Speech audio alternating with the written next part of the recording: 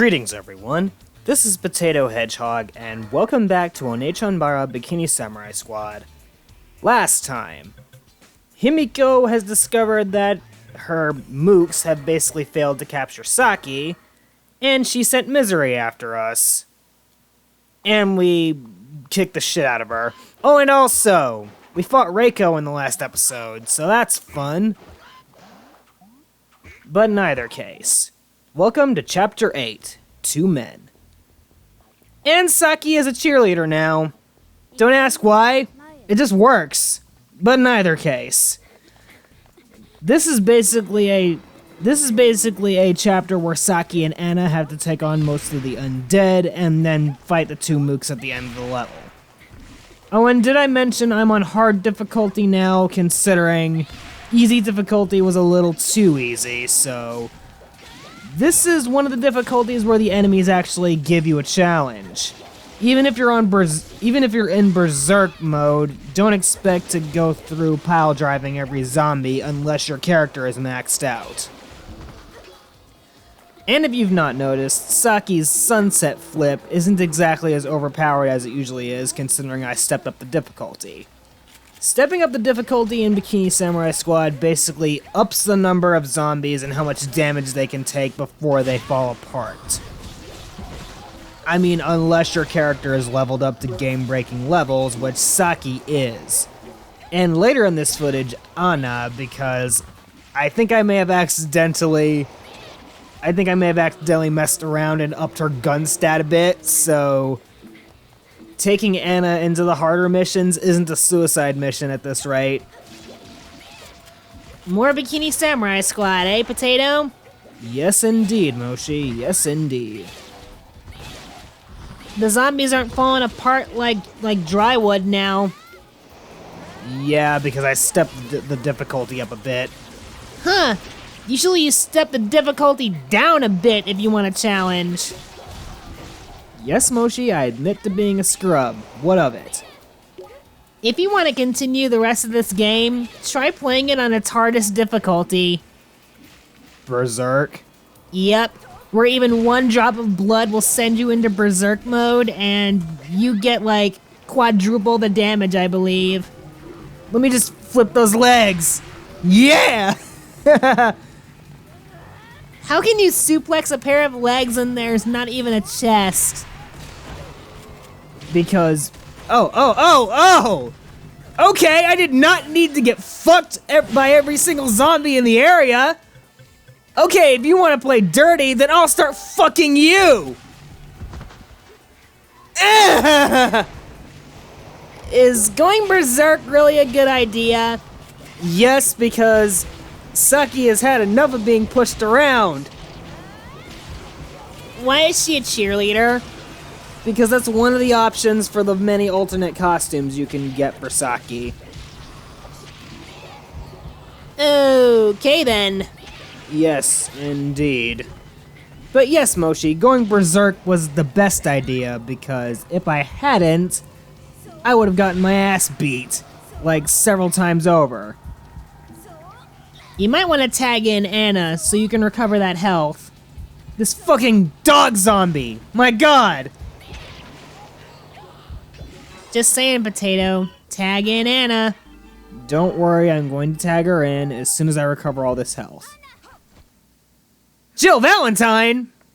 Not quite. Yeah. I have Anna dressed as Jill Valentine. I don't know why, but, Her ass is as square as SpongeBob. yeah, pretty much. Oh, and did I mention earlier in the video that I may have maxed Anna's gun stat out? If you know what you're doing, you can mow down tons of zombies just with Anna's handguns. And get the best rank in the game, as far as combat goes. Because if you continually fire on the zombies without interruption, you can get an absurd ton of hits and kills if you keep going without interruption. Hence why I bumped the difficulty up a bit, because like I said, zombies will come in at a much faster rate if you bump the difficulty up. Oh, and might I add, my hands hate me for doing this, considering you're required to you're required to mash the button in order to fire Anna's handguns, and yeah, doing that about 300 times in a row, it's kind of killer on your hands. So, yeah, that's always fun. I also suggest switching in between Anna's two gun styles so you can rack up hits faster, because if you can get the V rank. And the V rank in the Onechanbara series is basically the highest you can go. I think in this game and the Wii game specifically, unless I'm remembering Zombie Hunters 2 wrong. But V rank is basically the highest rank you can get when it comes to combat, but ooh, boy is it killer on your hands. Not that I'm complaining though, because it's kind of satisfying to see that rank pop up with one of the weakest characters in the game. Thank you for the gun pill. Ha! Gun pill! Yes indeed, Moshi, yes indeed. That was a lot of combo hits. My god. Yes. I am that insane.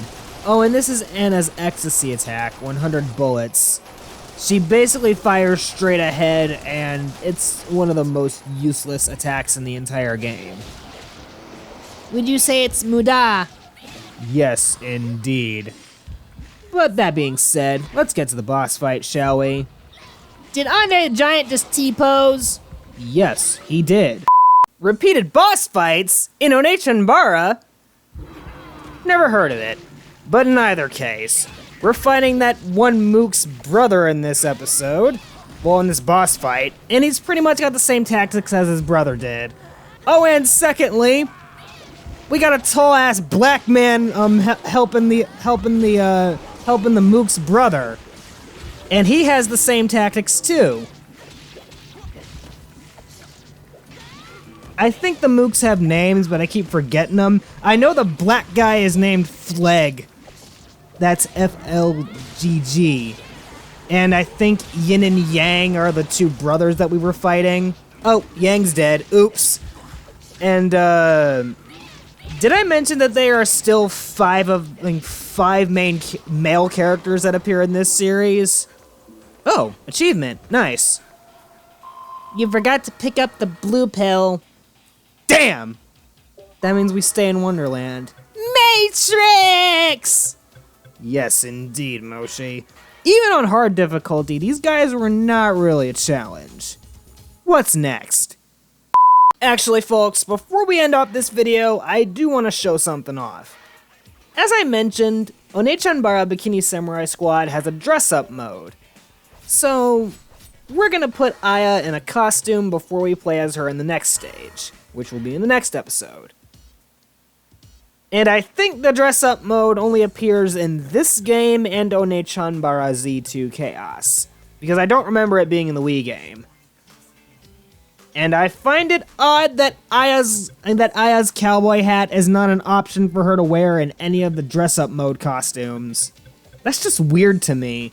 But, yeah. Gonna put Aya in a snazzy outfit before we take her on another mission.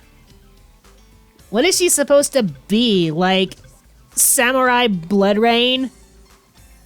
You know, with the red eyes and the black hair, maybe.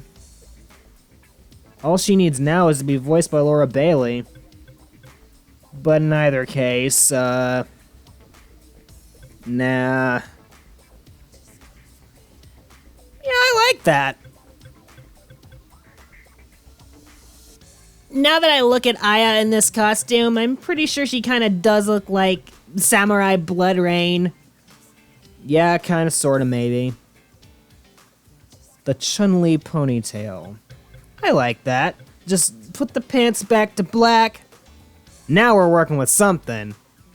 And I don't have any of the leg options unlocked for Aya, so she's going barefoot.